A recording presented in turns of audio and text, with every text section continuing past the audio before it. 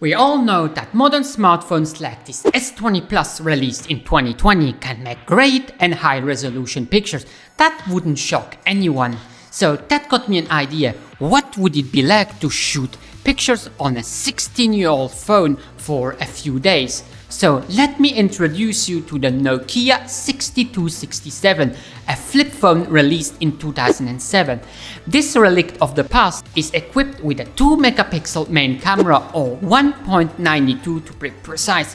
It doesn't shoot pictures I would call high resolution, but would it be enough for something like social media like Instagram or Facebook, for example? Are any of the pictures salvageable? That's what I'm gonna find out in this video, and then I'm gonna edit them in Photoshop to see what I can pull out from them, since the pictures are pretty small and don't have that much details. On Easter Sunday we had some great weather, so I went out to shoot some pictures. Since the resolution of pictures is pretty low on Instagram, it's possible that the lack of details is not going to be that noticeable. I downloaded one of the pictures from my own Instagram and I discovered that the resolution of pictures on Instagram is 1080 x 665 pixels, which is around 0.7 megapixels, which is almost nothing. Most users use Instagram on their phone, so the pictures are going to be small anyway. So here we have our picture. And what we can see is that the white balance is off. If we look over here, we can see that the picture is tending into the blue. So what we will have to do first is we will have to correct the white balance. And then if we look here, we can see that we also have some color fringing over here and then over here. So what we can do to correct that, we can go to filter, and then we're gonna go to camera raw filter. So it's going to open an interface similar to Lightroom. So here, first we're gonna start by correcting the white balance under basic. So I'm gonna zoom onto the door over here because it has a neutral area, and you can see that the picture is pretty low res. So let me pick that out and click on that. Now we can see that the white balance is way more natural and doesn't have that blue hue to it anymore. If we zoom on the table over here, we can see that it's now white. Now what we are going to do is we are going to remove those color artifacts up there, or called color fringing. To do that, we're gonna go to optics, and then we're gonna choose this color picker, and then we're gonna try to click on here to remove it, and it's done. It's as simple as that. So now what we're going to do is we're gonna dehaze the picture so it gets back some contrast and the colors are popping a bit more. So maybe let's do 30, and then maybe add some texture, maybe some clarity, maybe we're gonna pull up a bit the shadows, but not too much, otherwise we will have noise. So let's do that. That's too much. You can see now we already have color noise, so that's too much. Maybe I would say 15 would be good. Let's see, maybe reduce a bit the highlights, add a bit of contrast, and maybe some saturation. And now we're gonna adjust our color noise so we can reduce that as well. This should be onto details, and then we can apply a bit of sharpening, but not too much, because then we can start to see that we have some weird artifacts in the sky, and we still have some color fringe, but reduce the noise, but not too much, and then reduce the color noise maybe by 20 or something like that. Here we can already see that the picture is way more vibrant. It's still a bit grainy up here, and we still have some color artifacts that we could maybe correct it if we close here and then we just come back into it. So let's press onto OK, and we can see there's a huge difference. It's really improved. And so what we could do is remove the power line and then straighten the picture. What I'm gonna do, because I can see that it's maybe off by a half degree or something like that.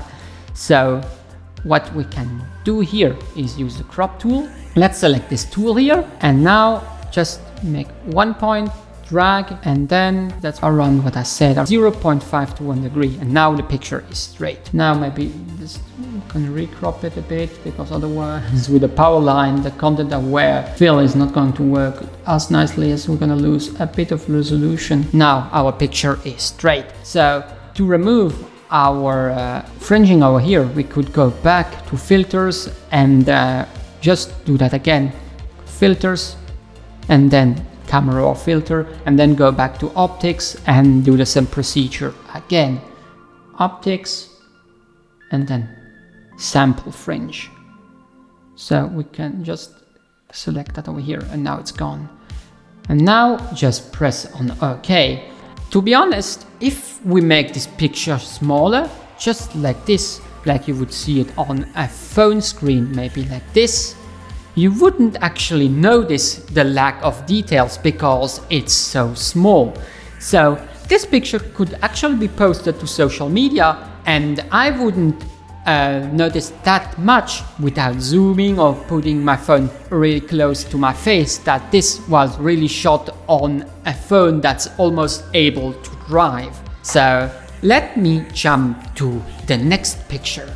So here we have our second picture. So the things I immediately notice is that here in the arches it's not sharp, it's blurry. This one and this one, and this one also a bit. And also that we have some noise in the trees, but not that much in the grass, even though the sensor is really low resolution. I also see that the white balance is a bit into the yellow. We might have to correct that. And also if we zoom onto the picture, not that much, we can see that it has a lot of color fringing and some color noises in the branches. We will have to correct that, but I don't know to which extent we will be able to retrieve that. So let's go back to filter, and then we're gonna go back to camera raw filter. So we're gonna go back to basic, and here I'm gonna adjust the white balance manually until something I like, maybe something like that, because that sign over there isn't really white and it's gonna offset our white balance. So I prefer that it looks more neutral. Now we're gonna go back to optics, and we're gonna grab our sample fringe eyedropper. So let's zoom onto here and click onto a bad fringing area, and we can see that it's way better already.